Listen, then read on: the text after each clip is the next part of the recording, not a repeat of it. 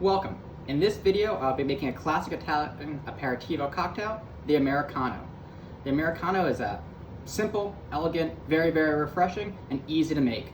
The Americano is coming from the Italian amer, meaning bitter. So its base is going to be a little bit of a bitter orange liqueur, Campari, a little bit of sweet vermouth. I'm going with a French vermouth here, Dolin sweet, and then topped off with soda water. I recommend using your favorite soda water. I really like Q. So this one's gonna be built in the glass, just meaning no special equipment, just using the glass and going from there. So it's gonna be 1 ounce of Campari. It's a bitter orange liqueur. It's a little bit abrasive if you're not used to it. There's definitely more Amaros out there that are more bitter, but this one I think is very accessible, versatile, and delicious. Then 1 ounce of sweet vermouth. A little bit of berries and roots in this one, kind of marries with the Campari.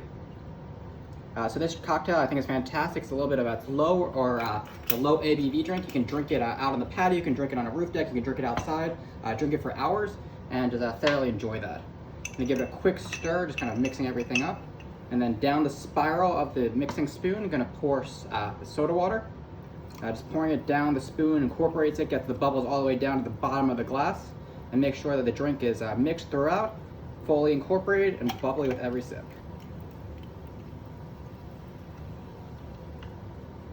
I'm gonna finish it off with an orange wedge.